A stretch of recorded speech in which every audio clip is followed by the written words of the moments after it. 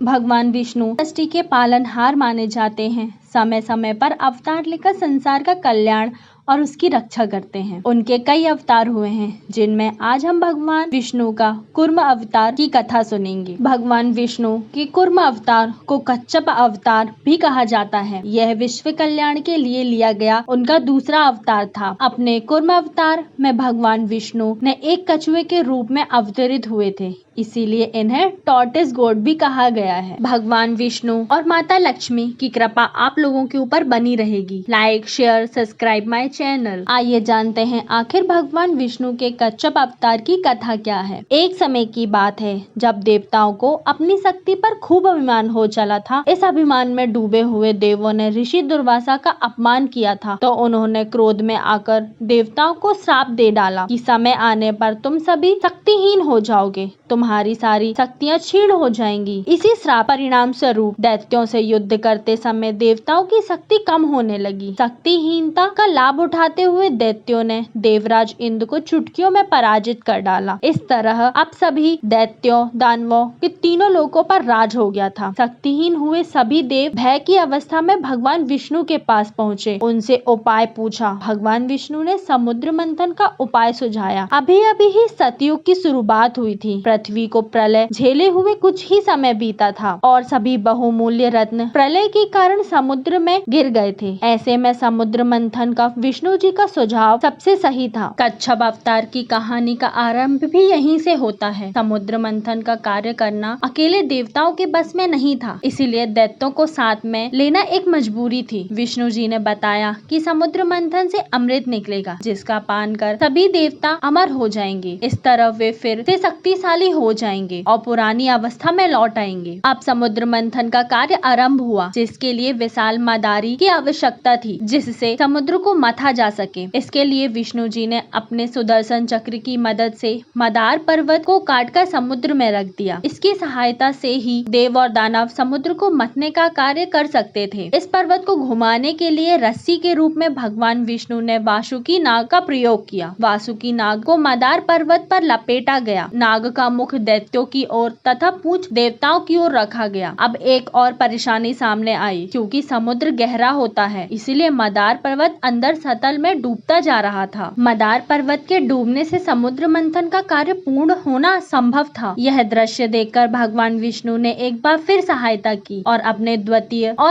द्वितीय कूर्म अवतार लिया। कूर्म अवतार में उन्होंने मदार पर्वत का सहारा कूर्म अवतार में उन्होंने मदार पर्वत का सारा भार अपनी पीठ पर उठाए रखा और वे तब तक भार सहन करते रहे जब तक समुद्र मंथन का कार्य पूर्ण नहीं हो गया। कूर्म अवतार के कारण ही समुद्र मंथन का कार्य संपन्न हो पाया, देवताओं को अमृत मिल पाया और 14 रत्नों की प्राप्ति हुई। श्री हरि विष्णु।